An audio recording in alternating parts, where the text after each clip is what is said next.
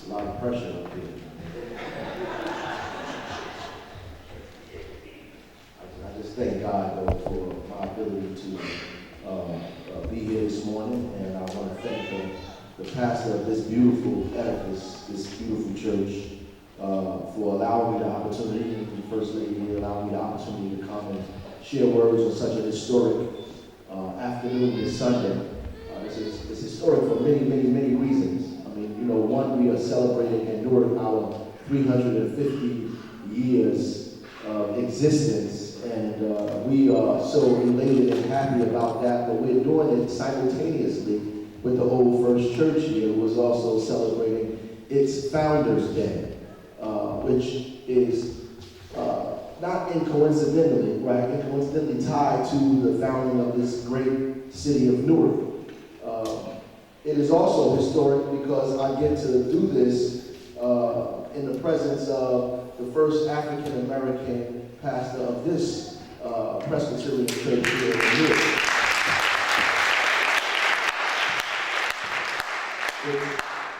Which is incredible to me. Before I came here, I met the first African-American president of the United States at the airport. That's why I was late. I had to meet President Obama before I came to this church. So it is a very historic morning indeed for us here in the city of Newark. And who would know all of this would happen all at the same time but God? And it is beautiful because this, as you know, he alluded to, the slaves used to sit up at the top, but there's an Underground Railroad, stop. This is a stop for the Underground Railroad here, this church. So it is befitting that we celebrate the Founders Day the way we're celebrating it today. And I think that nobody probably could have delivered this the way it should be delivered today, but the mayor of the city. And I just thank God for bringing me the mayor at this time.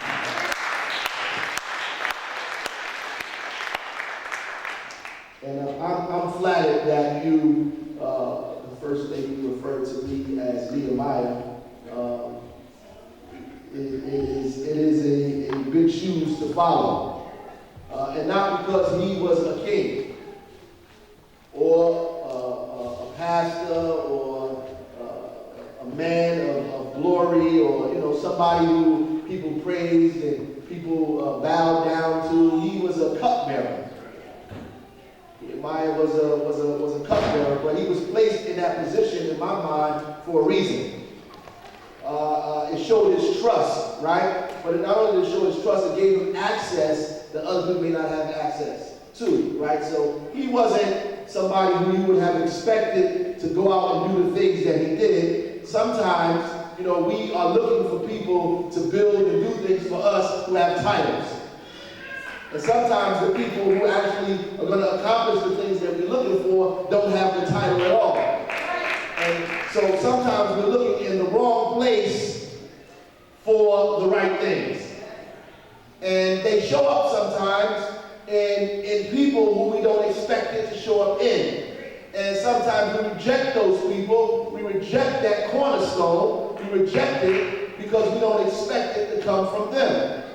But Nehemiah was called for a duty and a responsibility as a cupbearer. Somebody said something to him about his city. A city that, he loved. He obviously loved it because when he heard that the city's gates were in flames, he wept. He cried. He cried and prayed for almost 4 months. He prayed. He prayed and prayed, so he cared deeply about this city. The city that he saw the gates, when he told him the gates were on fire, that the people were in distress. And so he felt compelled to do something. That's a lot, because sometimes people hear things and they don't feel compelled to do anything.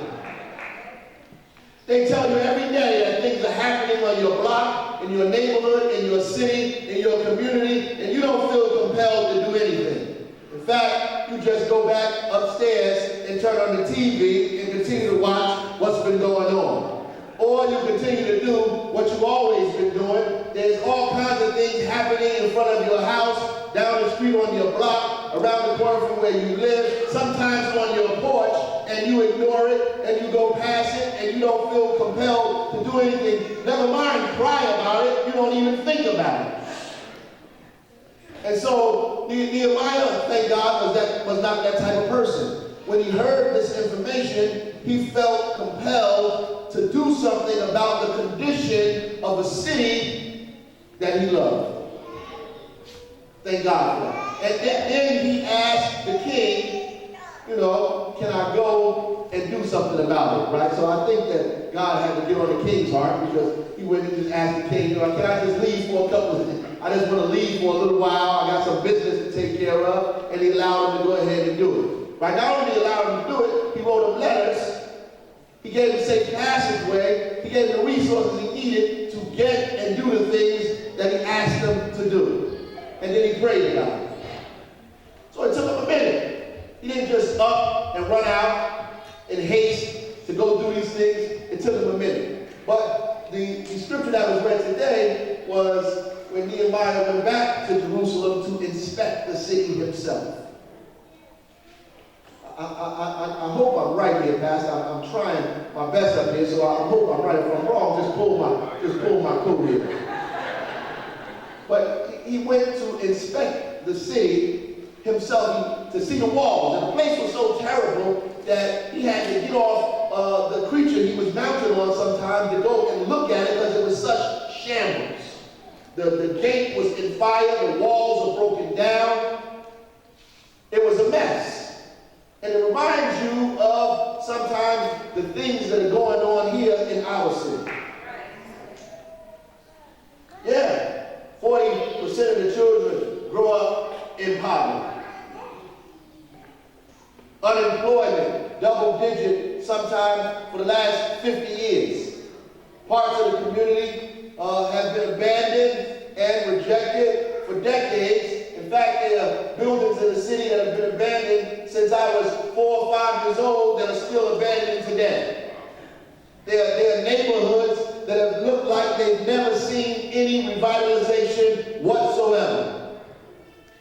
And though while there's development happening in the downtown and we're revitalizing and we're pushing and we're trying to push it uptown as far as we can, there are parts of the city that have never been seen, never been touched. People who come into Newark that have never even experienced parts of this city, except for what they see on Channel 12 or 7 or 4 or 2 or read in the Star Ledger. There are places that are forgotten. In fact, when you go to some community meetings, they refer to their own community as the forgotten part of the city.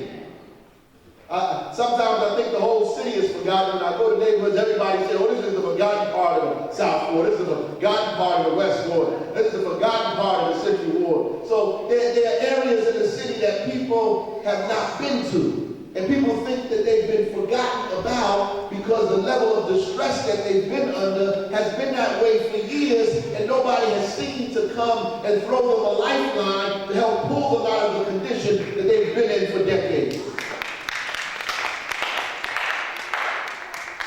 Yeah, and so the city that Nehemiah is talking about here reminds me in some instances of the city that we have taken on now. And the reason that we have to build this wall around our city, or stand on the wall and do our job to build, it's the same kind of reference to me here. Thank God again for Nehemiah. When he went and told people finally, because he didn't tell everybody at first, Pastor, because he couldn't trust everybody. He didn't just come out and go to the place and say, I'm about to fix the city. He couldn't trust everybody, so he didn't just come out and say, we get ready to build. He had to be cautious about who he told his plans to. Because if he wasn't cautious, people would try to disrupt his plans before it even started. As a matter of fact, when he started gathering his folks together, the scripture tells us that they began to laugh at him anyway. that we just read about Tobiah and Sanballat and Geshem, who laughed and ridiculed this. What are you guys trying to do? What do you think you're going to do? The city is a mess. How do you think you're going to do anything with this city? And he reminded them that God had his hand on him. He reminded them that God had his hand on him to direct him to do a work in the city that people would not believe that could ever be done. Not only did he remind them of that, he said in so many words that they would be victorious. They should not fret, that they would be victorious. And if you read further into that scripture, you will understand that these three gentlemen not only laughed at him, they went a bit further. They plotted against him.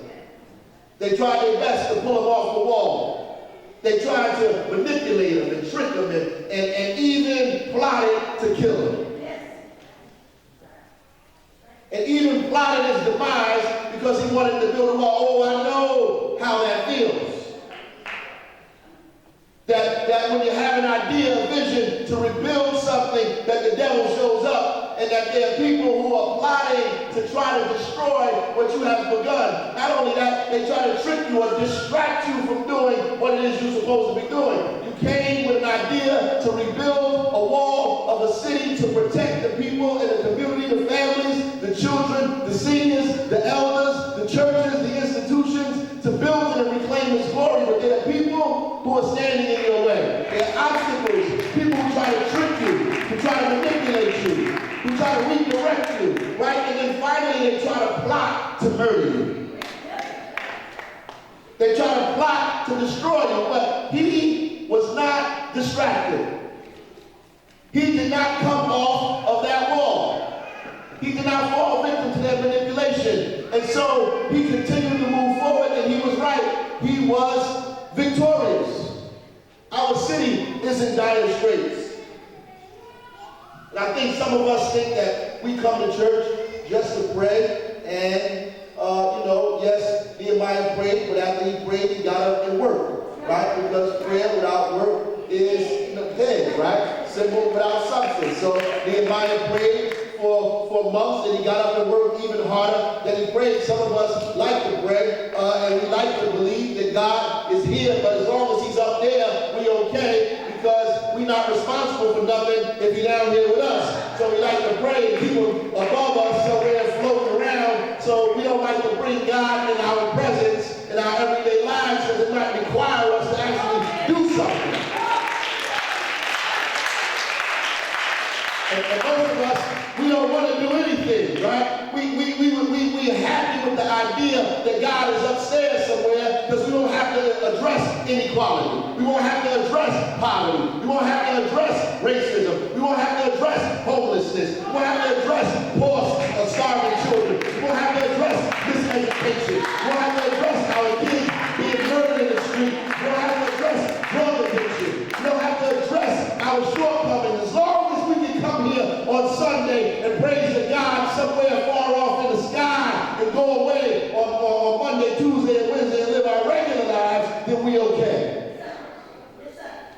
But we say God is present, that he's here and he's around and he's amongst us. And so when you pray, you got to work. And like if we take Nehemiah, when you begin to do God's work, people come against you. Now, if everybody like you, you ain't working hard enough. If these people not plotting to do something to you, then you're not doing God's work. Because they only show up when God shows up. If they're not talking about you, if they like every little single thing you do, then you're not doing God's work. So you know when you come here to church and you pray to get strength. I know that we are at war. Because the book tells us. It says above all, you need your shield of faith. The helmet of salvation. That's what it says, sword of the Spirit. Right? Why would they use those analogies? Why would we use the analogies of what would you need a shield for if you wasn't in a battle? Why would you need a helmet if you wasn't under attack? And God knows you don't need a sword unless you're in the battle. And so you have to put on, as the book says, the whole armor. And when you dress yourself in the whole armor, you don't put on the whole armor just to go home and watch TV. You put on the whole armor because you're going in a battlefield. And if there's a battle going on, if you're in a battlefield, that means you have an enemy. And if you have an enemy, your enemy will plot to destroy you. And if you have an enemy that's strong enough to plot to destroy you, then you need to have an ally that's stronger than your enemy.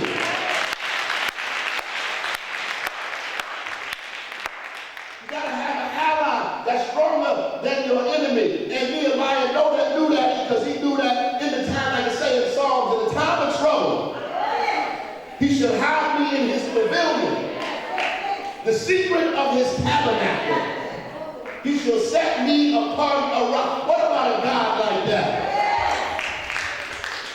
How can you hide in a pavilion? A pavilion is an open space. How do you hide in the pavilion? How do you hide me? By sitting me up on a rock. Because everyone can see me if I'm sitting on a rock. If I'm set above on a rock, how am I hiding? This is the God that's so powerful, he can hide you from your enemies in plain sight. In plain sight, he can hide you from your enemies. There's nothing that they can do to they can be right among you, as a matter of fact. In order for you to have glory, in order for you to be victorious, in order for you to be blessed, your enemies must be present. Oh, you didn't hear me when I told you. Your enemies have to be present in order for you to win. They have to be present. Oh, that's what the book said. I didn't make it up. He said, prepare a table for me in the presence of my enemies. In the presence of my enemies. That means they have to be present. They have to be in front of you. Well, you can't win the Super Bowl unless you're playing against somebody. And you can't score a touchdown unless another team is on the field. And you can't catch the ball unless somebody's trying to stick you. And it don't even count unless they're chasing you down the field in the first place. And when you get in the goal line, it don't even make sense to do a victory dance and spike the ball if you're not playing against somebody. Playing against other people make you feel better when you win. So your enemy has to be present. So the things that those enemies did to Nehemiah was supposed to take place. Some of us get discouraged when things happen against what we're trying to do. Those things are supposed to happen. All things in heaven and earth are here to glorify God. Even when you fall down. Because how could you get back up when you fall down if not for God? All things are here to glorify his presence. All things. So your enemies have a duty. They have a job. They have a responsibility. And their responsibility is to pull you off track, to get you distracted, to force you to do things you wouldn't do normally, to tell you lies in the face of the truth, to discourage you, to weaken you, to dishearten you, to make you lose faith, lose hope, lose face, to be dejected and depressed. That's their job, to turn you around, to make you say this ain't gonna work, right? Or make you haughty and egotistical and lift you up and make you believe that you did this all by yourself. That's what your enemies are there for, to whisper in your ear, to leave you alone, to make you feel like you all alone. That's their job. And sometimes we let them win. We let them win sometimes, but not Nehemiah. Thank God for Nehemiah. Thank God for his weeping. Thank God for his praying. Thank God for his courage and his faith in building that wall. And Nehemiah didn't do it alone. Not only did he have God, but he had helpers. People helped Nehemiah build that wall. He didn't just do it by himself. Nehemiah got some good folks together and they built the wall. He put together a community to build that wall. He did. Yeah, I think it took him how long, Reverend Brown? About 52 days? 52, 57? Get me right.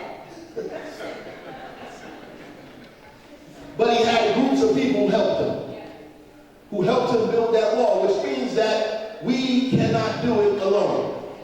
That we need each other in rebuilding this city that we call Newark, New Jersey. That is ultimately what this is about. It is about how we rebuild the city, a new ark. A new ark. How do we rebuild a new ark? A new place of salvation. A new ark. We know what the ark was. This is a new ark. How do we build a new ark here in this state, the fourth most segregated state in the nation? How do we build a new ark here in the midst of poverty and children who are distressed, who are taken to guns before they take to the book? How do we rebuild a new ark? All of us. We know we can't do it alone. There's no single person that can rebuild this city. And most of us, many of us, have been looking for this single person to come. They've been running around, and sometimes they go back and forth. You know, they like this one for a month, and that one for a month, and this one for a month. They talk about how great this guy was for many years, and something happens, they don't like him no more, and a couple of years later, they like him again. This is what happens in Newark. I go around in circles and I hear people talk about leadership in the city. I know how it goes. We wait for one person to come and push a magic button and turn the city around and make everything beautiful again. We wait. I was looking for that red button when I got in City Hall. I couldn't find it. I've been looking for it. I don't know where it's at. I thought the instructions was broke or lost. Something's wrong, you know. And I said they tricked me. I looked under the seat where the mayor's office is and under the desk. I went to the secret closets that they have. I said there's got to be a red button in here somewhere that you push to make everything beautiful again. But I'm starting to believe that it doesn't exist. That there's no lever, no button, no magic beans that you bury in the backyard to make things get better again.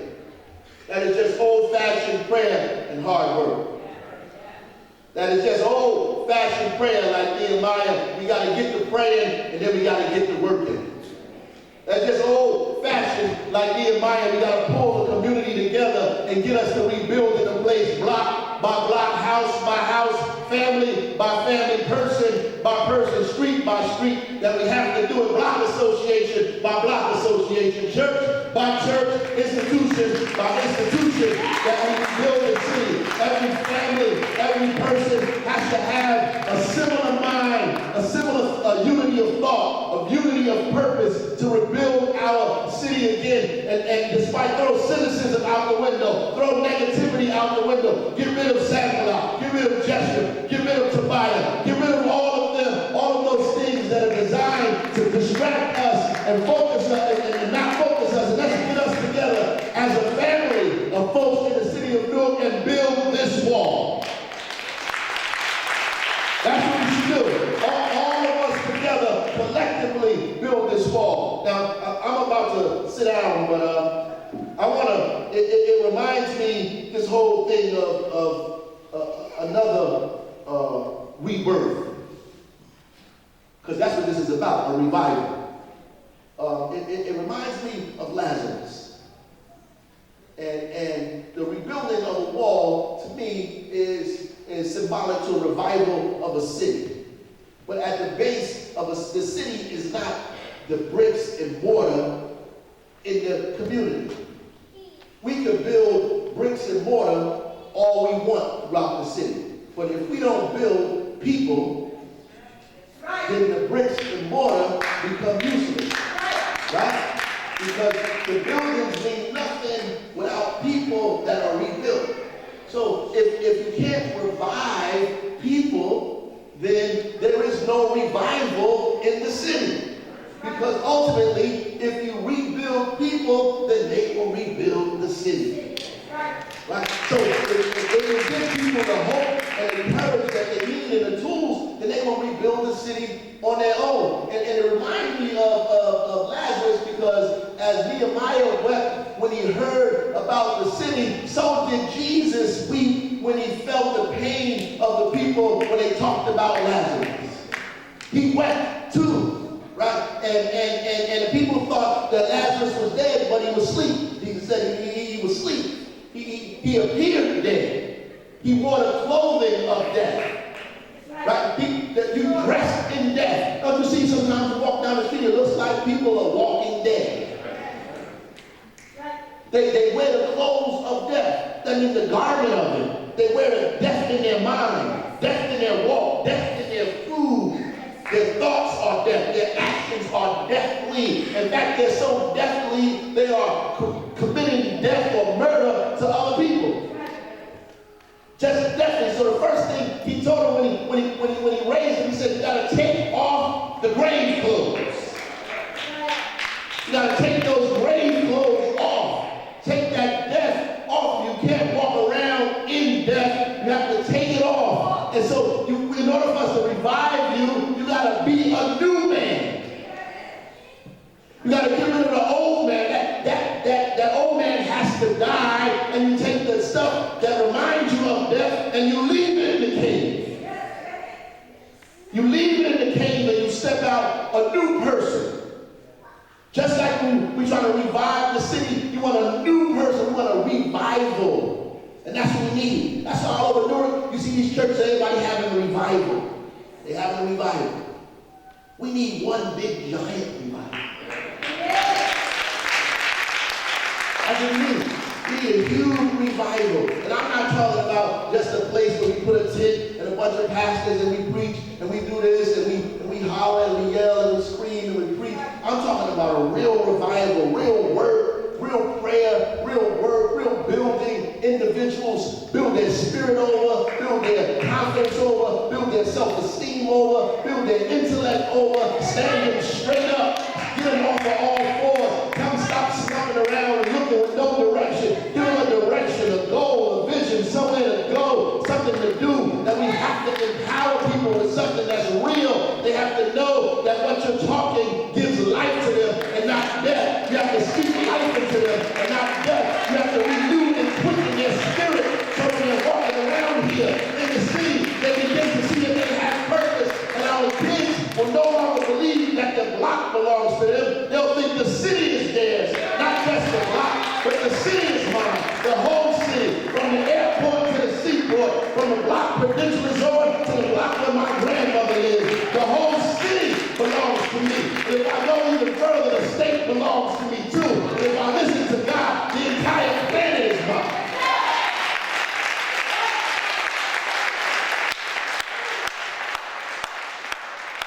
They're walking with no hope because they think the only thing they own is chowing out in the block when the buildings is burnt out. Garbage is on the street. They don't know what's going on around in their neighborhood. All they hear is gunshot.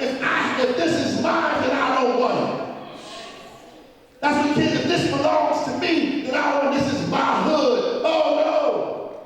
That's a trick that the devil put on you. That's not yours. All this belongs to you. Yeah, the whole seaport is yours. Every 1,000 acres of it belongs to you. So is the airport. The land that you walk on every day belongs to you. Wherever your foot goes, God has made it yours.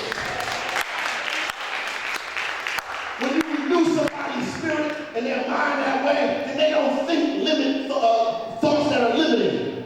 They're not confined to blocks and streets and small ideas. They begin to say, this is me. I am God's child. This is my community, my city, my state, my country. This whole planet belongs to me. And whatever I think of, I can create. And whatever I speak will come into existence. I can say, be, and it is. Because I don't know about you, but I don't serve no weak God. Oh, no, I don't serve no punk God. Oh, I don't serve no God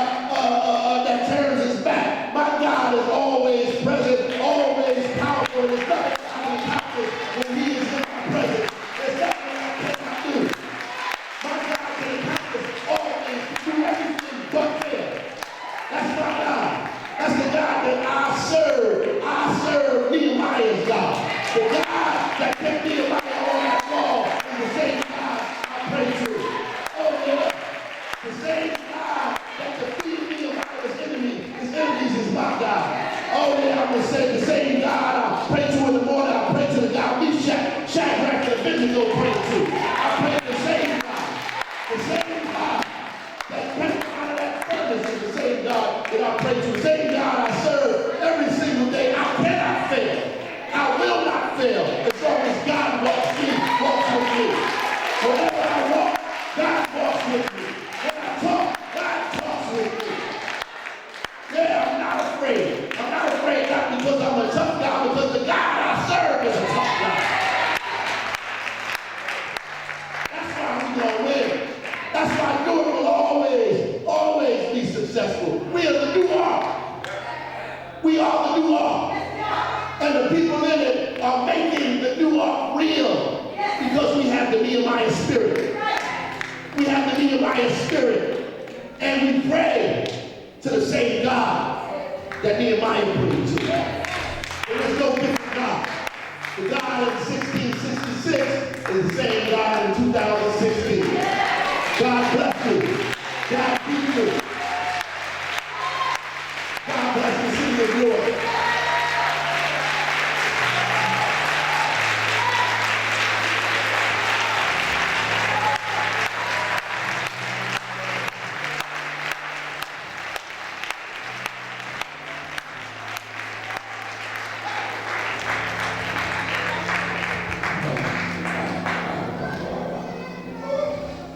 Ooh.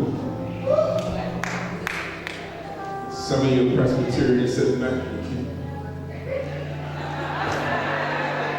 Let it go. Let it go. Did we hear a word today from the Lord? Let's give the Lord a hand. Let's give our mayor a hand. When I first heard this man give the city the state address, I said, Lord have mercy, he missed his calling. He's a preacher. He's a preacher, and he will be back. What do you want to be today, Nehemiah or Sanballat? Now, are you like Lazarus, dead?